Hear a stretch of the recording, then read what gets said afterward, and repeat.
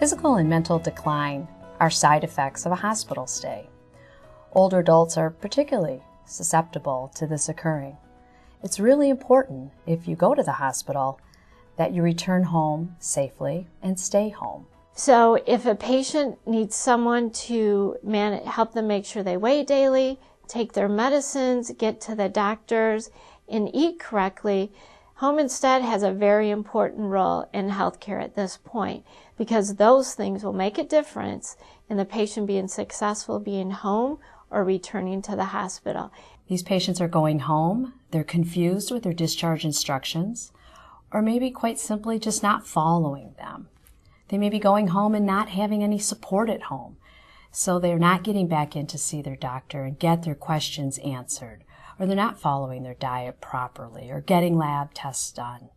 We did a care plan on each patient, again, upon discharge, and the care plan was followed in detail on a daily basis by the caregiver to ensure that they were doing what they were supposed to be doing. And they were there to help me if I needed the help with the medicine or whatever, just getting up and doing the walking.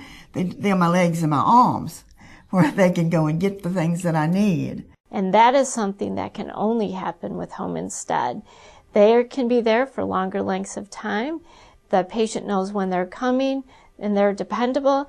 A visiting nurse will show up once or twice a week, which is part of their program, and a physical therapist.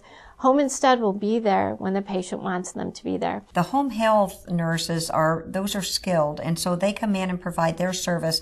But the home instead care, the senior care, was providing much more of a coaching role, providing that role for that patient, for that family, encouraging them, taking them to the doctor, providing transportation, assisting them in that way, which the skilled care does not provide.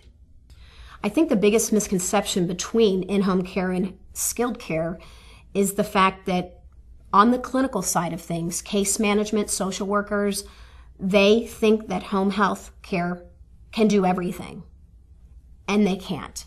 They're only reimbursed to do a certain number of things. Medicare's cutting reimbursement with all those companies as well, so they're going to probably do even less. That moving forward, it's a lot less expensive to use someone like Home Instead and in-home care providers. I think it's important to help someone that can't help themselves.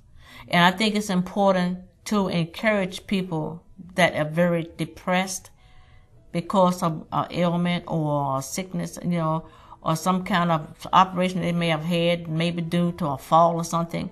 I think it's important that they stay encouraged and know that as long as there's life, there is hope.